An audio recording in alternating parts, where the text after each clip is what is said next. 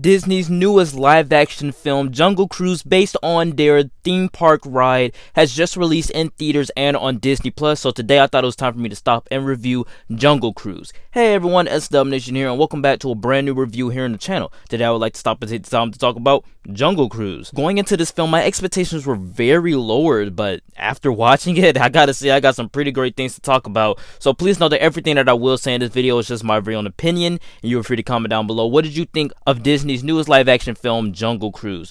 Please don't forget to check out that Twitter that's going to pop up on your screen right now. Like, comment, and subscribe, guys. With that being said, let's move right into our review. Legend has it that there is a tree that possesses unparalleled healing power. It will change medicine forever. And you need someone to help you find it. Here we go. Sometimes it just needs a bit of a... Nobody touches my engine but me. What did I just... There you go. I gotta say, I was pleasantly surprised going into Jungle Cruise, so let's get right into the good. And the good thing that comes to mind here is that Dwayne Johnson and Emily Blunt's chemistry is just so likable. I loved their characters inside of this film. I thought throughout the movie, they just continuously kept getting more and more enjoyable in each scene that they were in. The action was very tense and energetic that may remind people a lot of the Disneyland ride, although I've never been to Disneyland. I enjoyed all of the characters inside of this film, and let's not forget the story and how remindful it is of old style grand adventure and action voyages. All of that is inside of this film.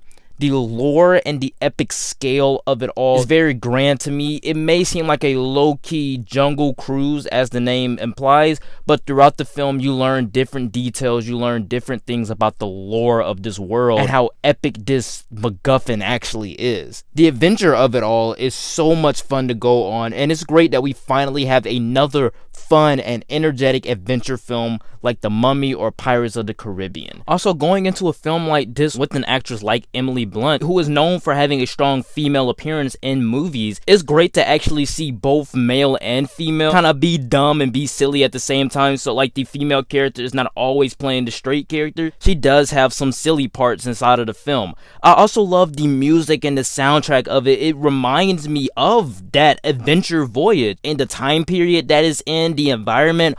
All of it worked, and I just love how they filmed this movie to make it actually feel like a real voyage. But with that being said, let's move right into the mixed.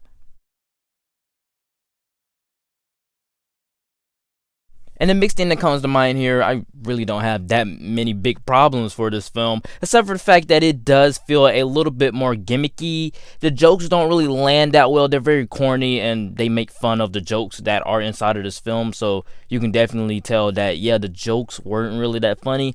A little bit of them made me chuckle, but at the end of the day, the jokes weren't that funny to me. And also, while it does seem a little familiar, it feels like something that we have seen before. At the end of the day, I just think that the performances enhance the film a lot more and washes away some of the negatives. I also thought that the pacing of the first half of the film was pretty bad, and some of the editing wasn't the best. In some scenes, the person would say something and the response would be cut and edited in such a way that kind of made the overall scene feel very weird and awkward. Also, the villain character inside of here isn't really that captivating. He's very forgettable in the end, and also the henchmen too, they feel very forgetful. I do love the idea and concept of these henchmen guys, but at the same time, I still believe that they felt very forgettable in the end. In conclusion, Jungle Cruise is a fun, epic, swashbuckling adventure that'll make you feel nostalgic for the old-fashioned action-adventure voyage film. Dwayne "The Rock" Johnson and Emily Blunt are so enjoyable on screen together, and the overall action-packed quest is so much fun to go on with a bunch of lively characters and a jaguar. The scale and scope of the lore is so fascinating and interesting to explore inside of this world that makes you actually want to go to Disneyland and ride on the ride itself. I'm giving Jungle Cruise a B+ and an 8.5 out of 10. And I would say definitely check this film out in theaters, not on Disney+. Don't pay $30 for this film. Just don't pay $30 for this film. But if you're a big fan of The Rock, Emily Blunt, The Ride, or even just plain action adventure voyage films, you need to definitely check this one out because I had a fun time with it. I know a lot of other people are having a fun time with it. Hopefully you will too.